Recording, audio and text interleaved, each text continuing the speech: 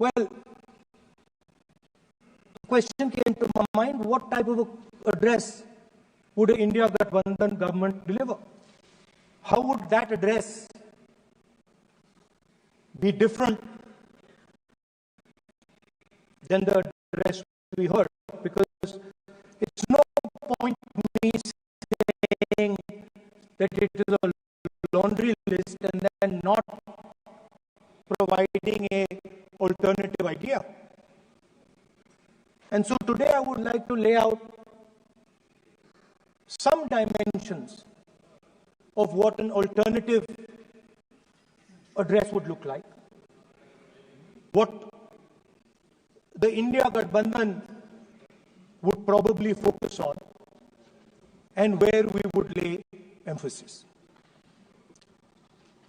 The future of this country is going to be decided by the young men and women of this country, the youth of this country. So I think anything we say has to be addressed to them, has to be spoken to them. The first thing in front of us, and this is something I'm sure the Prime Minister would accept, and pretty much everybody in this room will accept, is that even though we have grown fast, we are growing slightly slower now, but we are still growing. A universal problem that we have faced is that we have not been able to tackle the problem of unemployment. No, neither the UPA government nor today's NDA government has given a clear-cut answer to the youth of India about employment.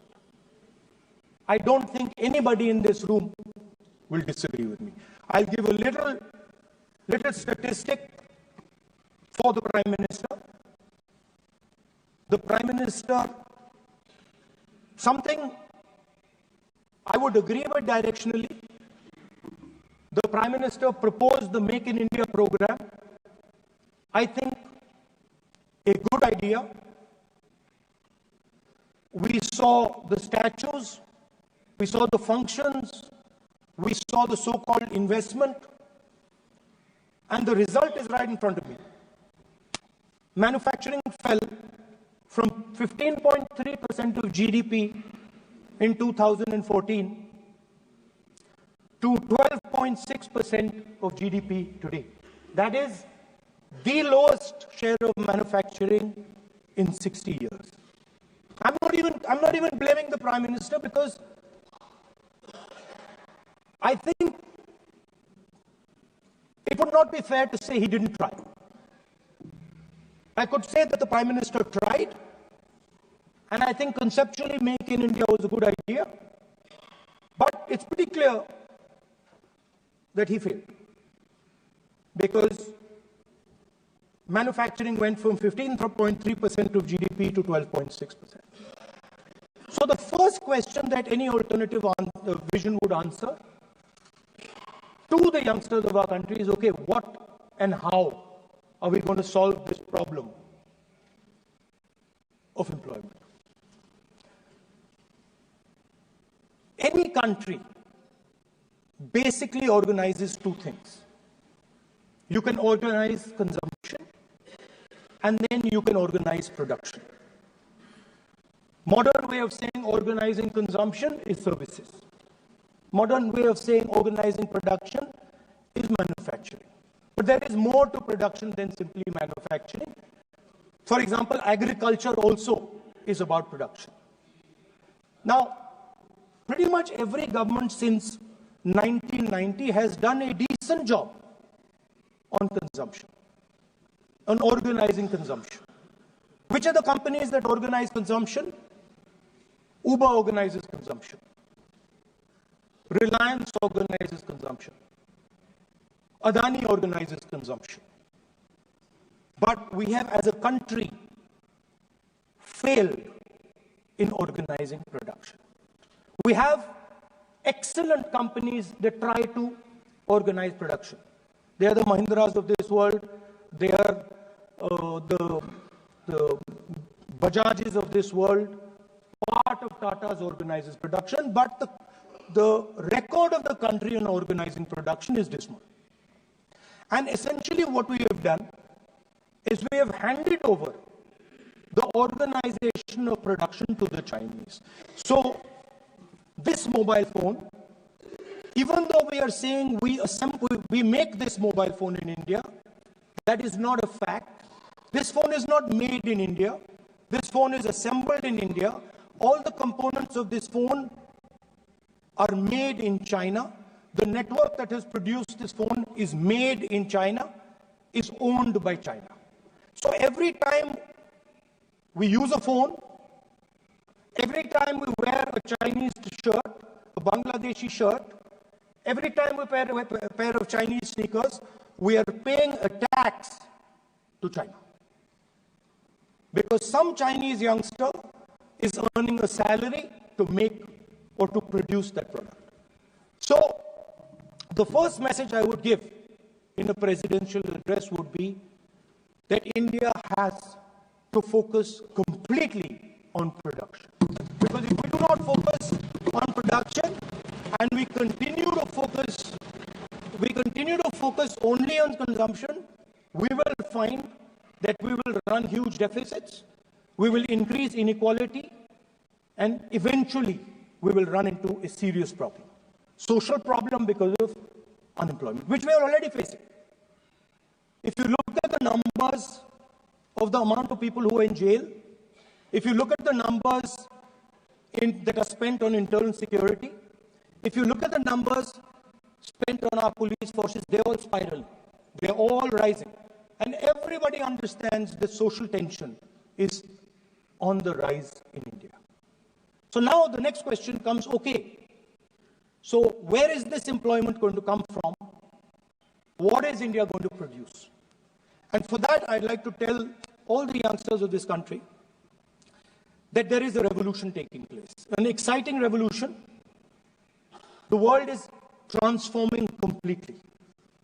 And the change that is taking place, at the heart of the change that is taking place, we are moving from the world of the internal combustion engine to the world of the electric motor.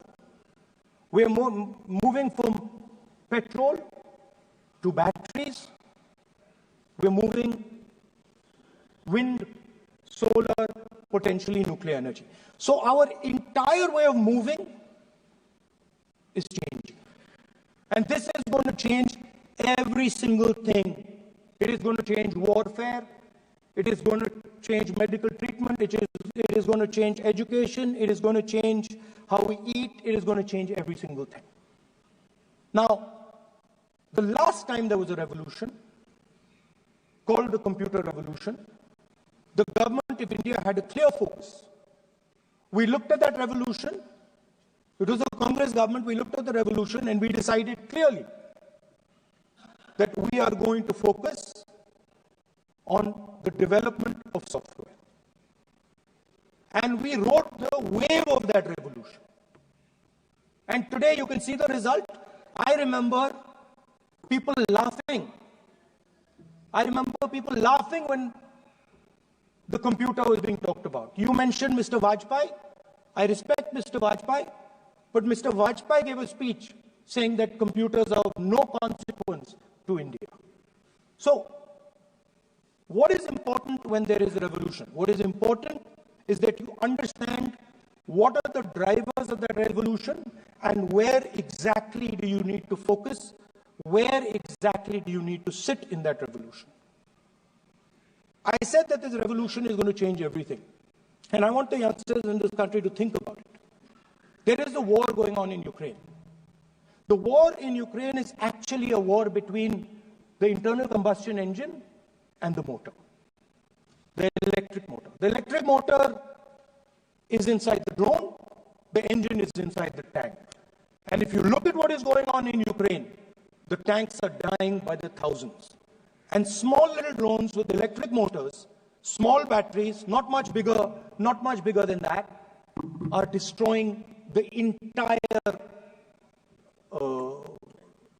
tank artillery infrastructure of both Ukraine and Russia. So the drone is the electric motor. The drone is the battery. The drone also needs to see. So the drone is a camera. In the same way, electric cars. The electric car is a motor. The electric car is batteries. The electric car is cameras. Robots are exactly the same thing. Robots are electric motors, multiple electric motors with cameras, with batteries. And this is what the revolution is going to look like. So there are basically 4 technologies that are driving this entire change in mobility. Electric motors, batteries, optics, and then on top of that, you can apply AI. Now I want to tell the youngsters of this country, people talk about AI. But it's important to understand that AI on its own is absolutely meaningless. Because AI operates on top of data. Without data, AI means nothing. And if we look at data today, there is one thing which is very clear. Every single piece of data that comes out of the production system in the world,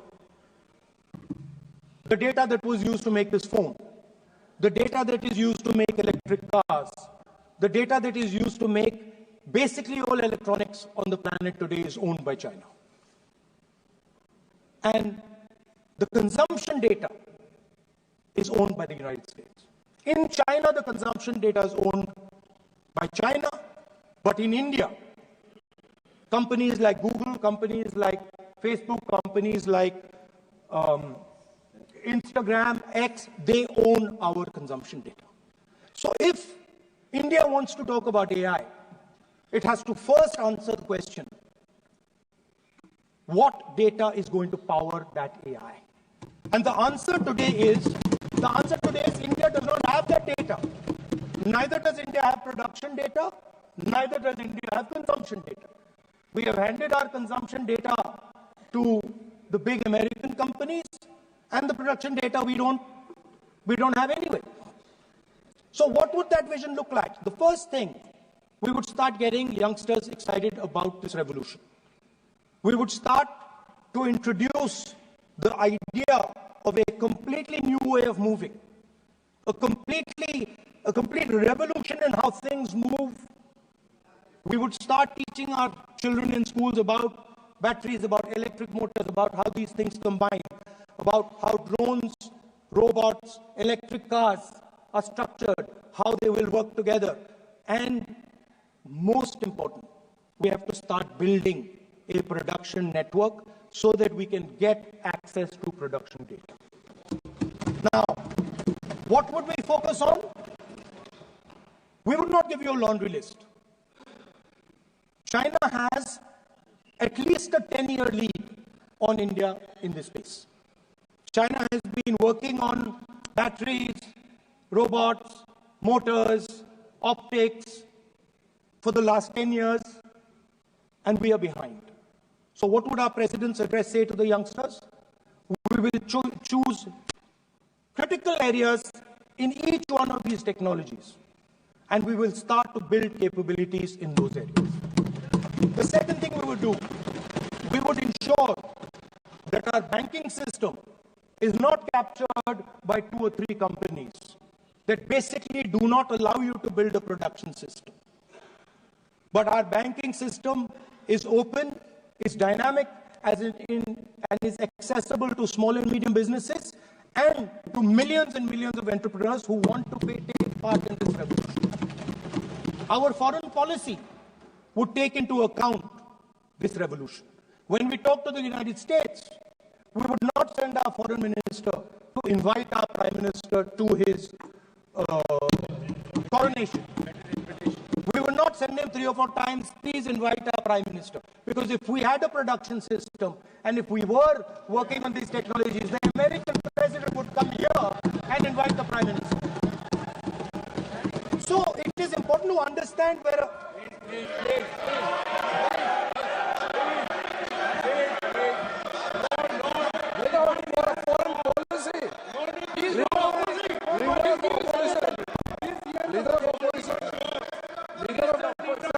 Leader of opposition cannot make such serious, unsubstantiated statement.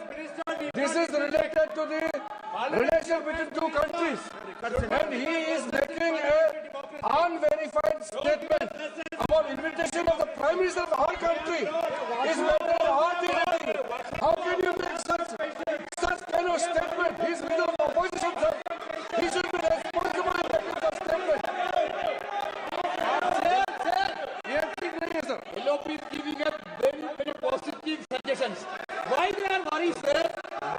For the country, leader of opposition has the information from any official source. He must inform the House. If leader of opposition has the information, please inform the House. Okay. Who has told you that foreign minister visited for the purpose which you have mentioned? You must specify it. So, I'm sorry that disturbed you, that question. I apologize for disturbing your peace of mind. It's okay. I've apologized. I've apologized for disturbing your peace of mind. I'm sorry. Apologize for lying to the House. ऐसा नहीं होता है. तो serious होना चाहिए leader of opposition को. कम से कम देश के मामले में तो एक हो. देश के मामले में तो एक वॉइस से बोलना चाहिए. लीडर ऑफ ऑपोजिशन को इस तरह का बयानबाजी नहीं करना चाहिए. ये गंभीर विषय पर चर्चा चल रही है. So we would start by telling our young men and women that they have to be at the forefront of this revolution. We cannot afford that the Chinese are at the forefront of this revolution. Number one. Number two, we will ensure that the absolute best experts on these technologies would talk to our students, would talk to our youngsters and guide them on what a future, on what these future technologies are going to do. We would make them partners in this revolution. Now, we talk about defense. And today, we have the Chinese. And the Prime Minister has denied it. And the army has contradicted the Prime Minister. It's true.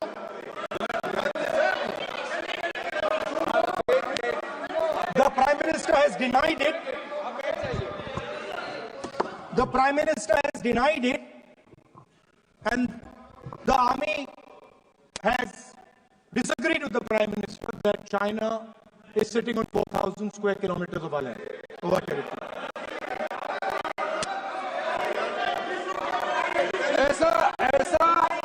ऐसा इस सदन में अब मन चाहे बात नहीं बोल सकते हैं. ये बिल्कुल ठीक नहीं है सर. ये सीरियस मामला है.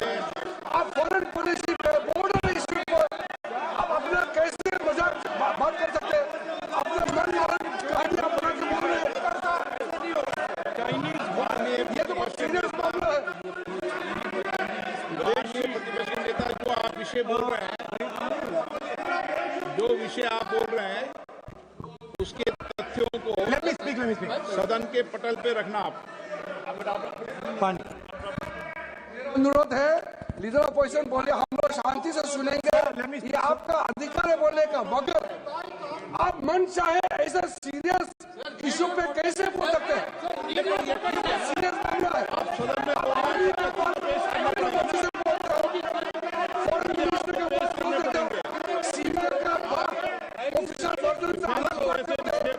ऐसा मत बोलिए.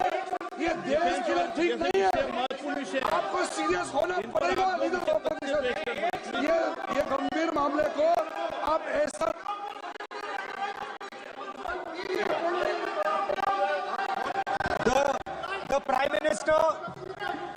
the Prime Minister has denied that Chinese forces are inside our territory.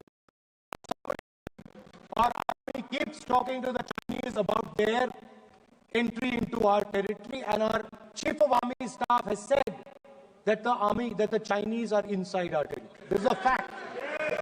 This is not invention. This is a fact.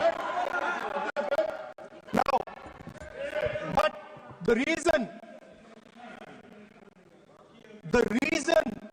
China is inside our territory is important, because people think that wars are fought between armies and their weapons. But the fact of the matter is that wars are fought by industrial systems. The fact of the matter is that China has an industrial system that is far stronger, far bigger than our industrial system. And that is why they have the guts to come inside this country. The reason China is sitting inside this country is because Make in India has failed. The reason China is sitting inside this country is because India is refusing to produce. And I am worried that India is going to give up this revolution to the Chinese once again. The reason I made this reference is because everything is connected. If and when we fight a war with China, we will be fighting with Chinese electric motors, Chinese batteries, Chinese optics, and we will be buying Chinese motors, Chinese optics, Chinese batteries. It is a non-sustainable proposition. That is why, for our security, for the future of our children, for the future of our country, we have to build a production system, and we cannot allow this revolution to go by. Now, the next step, we have a strategic partner called the United States. The partnership should focus on how India and the United States can work together to take advantage of this revolution. That is what the conversation should be on.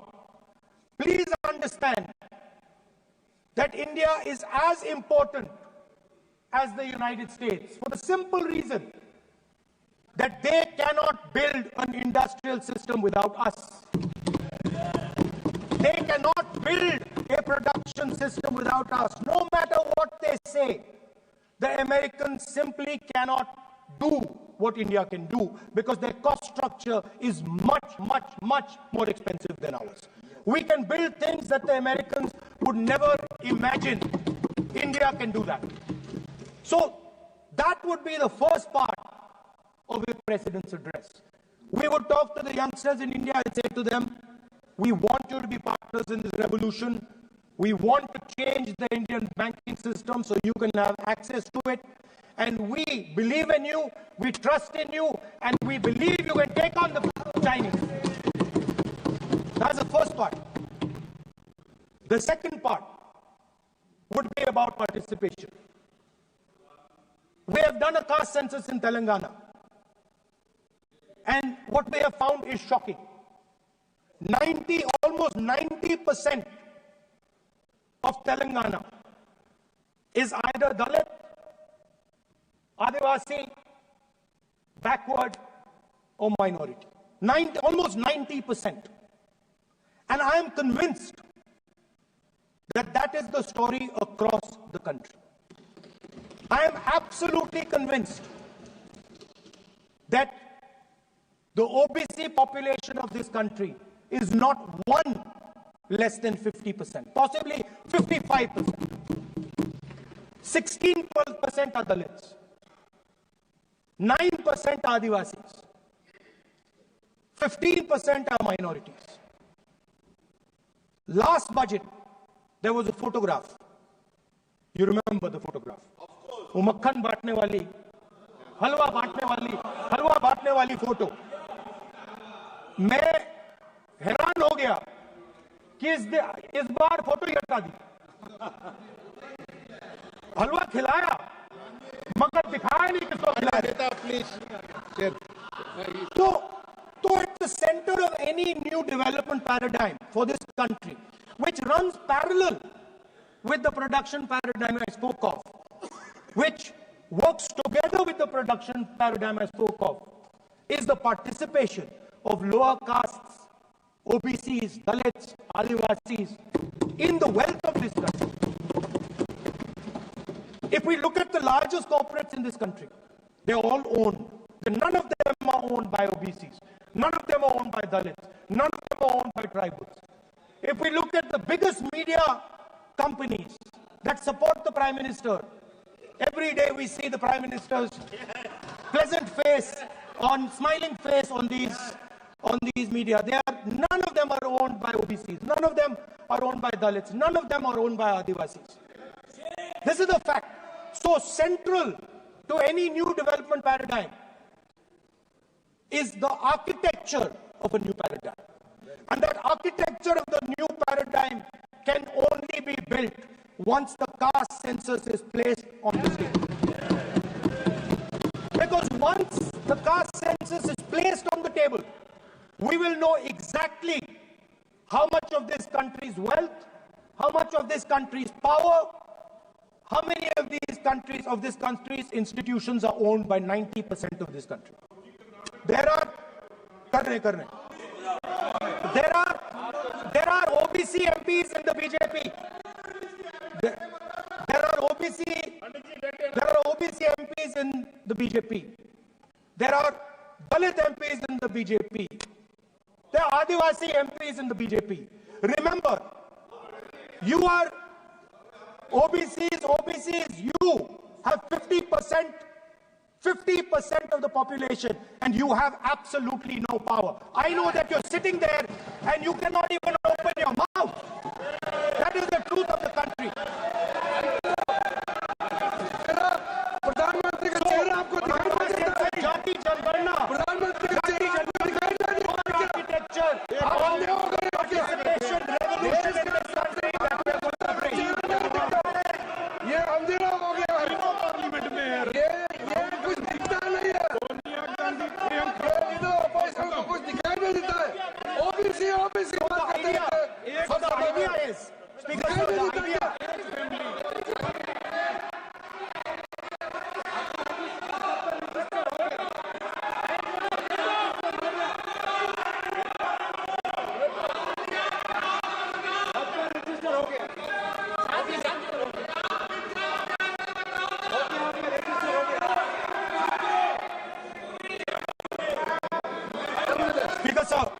Speaker sir, so the idea is, on one side, allow India and the Indian youngsters to participate in the coming mobility revolution.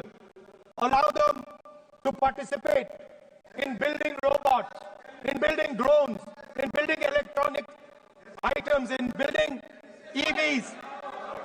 And on the other side, running parallel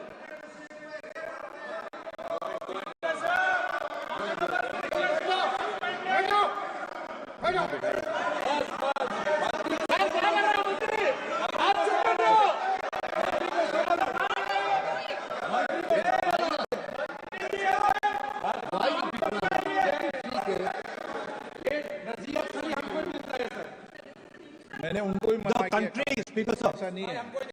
So, आप भी बहुत disturbance करते हैं। okay, Speaker sir. So parallel ideas. One idea: participate in the mobility revolution. Whether you're thinking of economy, weapons, production, healthcare, India should participate in this revolution. India should become the master of the electric motor, master of the battery, master of optics, and master of AI applied on top of that production system. Now imagine the power of AI when we apply it to the caste census. You imagine what we will do with AI and what we will do with the social revolution in this country when we start to apply AI on the data that we get from the caste census. So we are going to run a parallel track.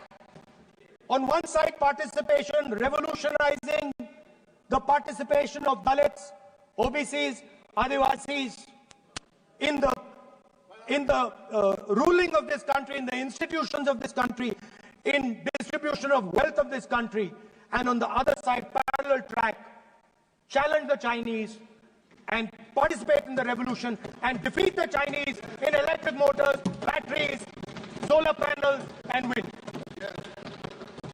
So that is the first two parts of any presidential election address that any India Gathbandhan leader would give you.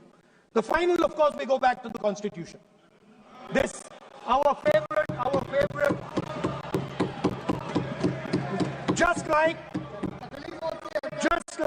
the production system is a weapon, just like Jati Jangarna is a weapon of transformation, this is what the entire architecture is built on. I remember before the elections, all of you were saying 400 par, and you were saying you would change this. And then I was glad to see that the Prime Minister walked in and then was forced to bow his head in front of the Constitution. It was a moment of pride for all Congress people that we had explained to the Prime Minister and to the whole country that no force will dare touch this. Yeah. I know that the RSS has never accepted this. Mohan Bhagwatji has said that India didn't get independence in 1947. He has said that this constitution is meaningless. I know that is at your heart. We will never let your dream come true. This constitution is going to rule India always. Now, एक minute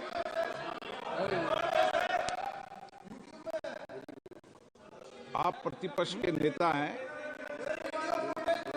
मेरा आपसे आग्रह है कि जो विषय आप रखें वह तथ्यों के आधार पर रखें, तो उचित होगा। मैंने आपको पहले भी कहा, और जो सदन के सदस्य नहीं है उनकी चर्चा न करें। सर, मोहन भागवत आप नियम प्रक्रियाओं की पालन करें। आपसे अपेक्षा। सर, मोहन भागवत जी ने स्टेटमेंट दिया।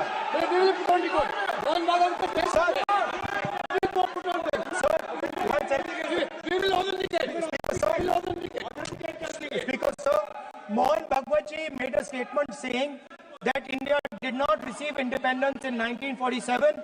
It received independence when the Ram Mandir was inaugurated. We will place that on the table.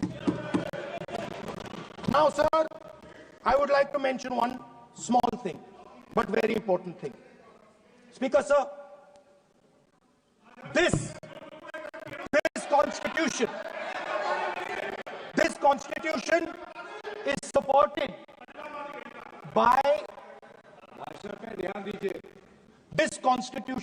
supported by the vote of our people. Without the secure vote of the Indian people, this constitution means nothing. Now I want to bring to the notice of this House some data, some information about the Maharashtra election. Very simple stuff. Speaker, sir, between the Lok Sabha election, which the India Alliance won, and the Vidhan Sabha election, the voting population of Himachal Pradesh was added to the voting roll of Maharashtra. Meaning the entire population of Himachal Pradesh was added to the voter rolls of Maharashtra. Please understand what I am saying. In Lok Sabha, the difference between Lok Sabha and Vidhan Sabha was the population of Himachal. The entire population, almost 70 lakh new voters suddenly arrived between Lok Sabha and Vidhan Sabha. Now, The most interesting part, and the Prime Minister is not looking at me. The most interesting part, सुन रहा है मजबूरी है। आप the most interesting part is, सब सुनेंगे दर पे मत करो मुंह नीचे कर लिया suddenly. The most interesting part is,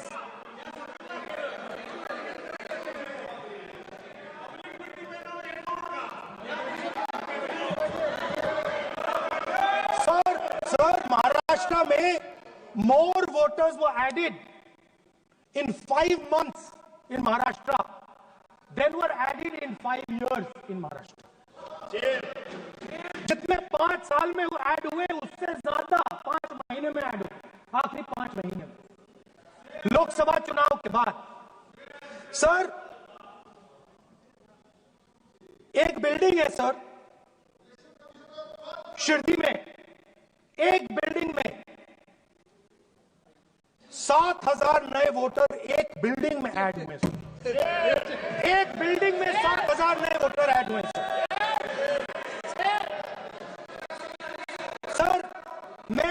मैं कोई आरोप नहीं लगा रहा हूं, मैं सिर्फ ये कह रहा हूं सर कि ये इसमें कुछ ना कुछ प्रॉब्लमैटिक है कि हिमाचल प्रदेश जितने बड़े वोटर्स लोकसभा के बाद जादू से आ जाते हैं। अब हम क्या कह रहे हैं, हमने इलेक्शन कमीशन से रिपीटेडली कहा है कि हम आरोप नहीं लगा रहे हैं, आप एक काम कीजिए, हमें लोकसभा की वोटर लिस्ट दे दीजिए, नेम एड्रेस और इलेक्ट्रॉनिकली दीजिए, और विधानसभा नहीं है, नहीं सर, नहीं,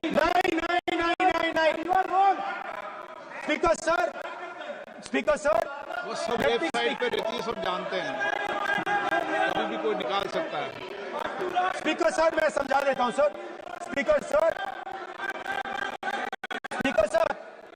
वो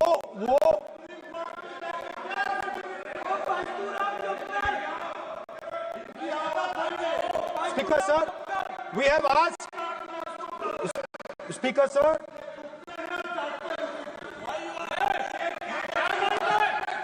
Speaker sir, we are asking this question. We are asking this. Speaker sir, population of Himachal Pradesh. Please. Population of Himachal Pradesh has voted. Extra has voted in Maharashtra. We are saying to the Election Commission, please give us the names and addresses and polling booths of all the workers in the Lok Sabha and all the workers in the Vidhan Sabha, so we can calculate who these new workers are, who these new voters are. Interestingly, the new voters are mostly in the constituencies that the BJP has swept. Please understand, the new voters have been added mostly in the constituencies where BJP has swept. I am still not making an allegation. I am saying on the floor of the House that the Election Commission has to give the data of the Maharashtra elections to the Congress Party, to the Shiv Sena and to the NCP, so that we can see exactly where these voters have been added, who has been subtracted, who has been added, where they have been added. This is not an irresponsible request.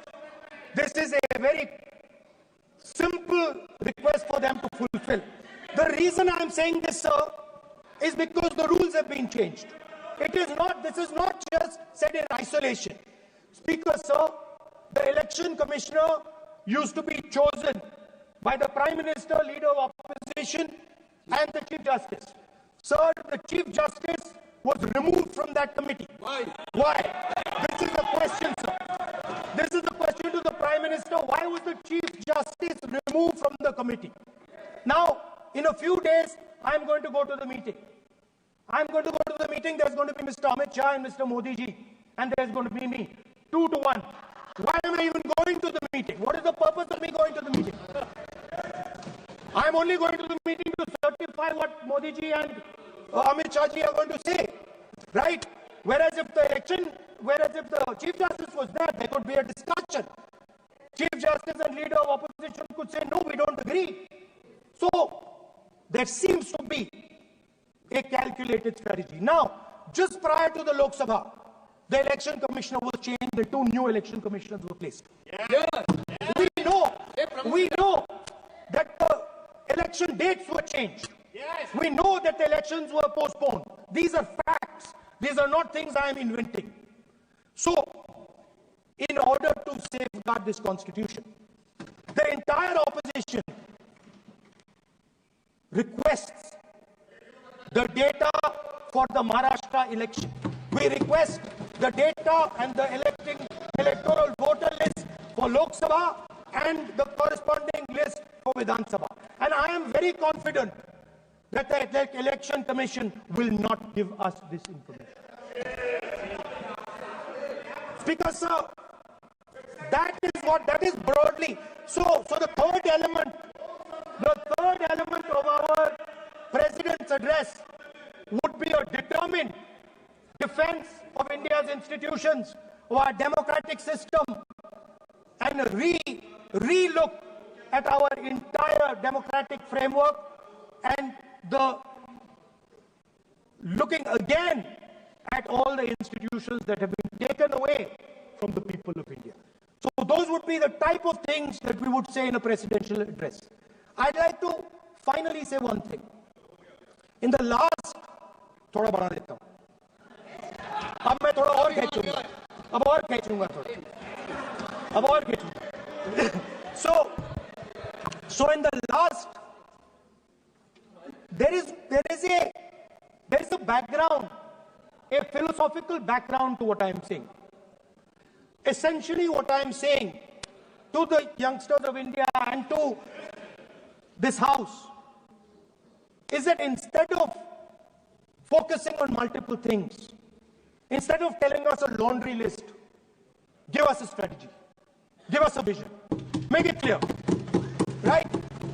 Now, there is a philosophical basis to this. There is even a deep philosophical basis to this. I showed you the picture of Shivji, which you didn't allow me to show. I showed that picture for a reason. What does that picture tell us? If you look at that picture carefully, it tells us focus carefully. Do not get distracted. Do not look here and there. Do the job at hand. So there is a philosophical basis to the speech I have given. I have not told the House and the country that we will do this, and this. This is the philosophy of Shivji. Say what you have to say, but be clear that you're going to do that one thing and don't do 56, 70 different things. So there is a link between our philosophical tradition, our religious tradition, and what I'm saying. And that is what India needs to do. India needs to connect the past, the values of the past.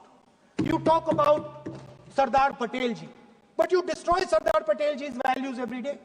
You talk about Ambedkar ji, you destroy his values every day. You talk about Nehru ji. No, you don't talk about Nehru ji. Right? You bow in front of Buddha. You destroy what he says. So the point is, you have to be truthful to what you are. Right?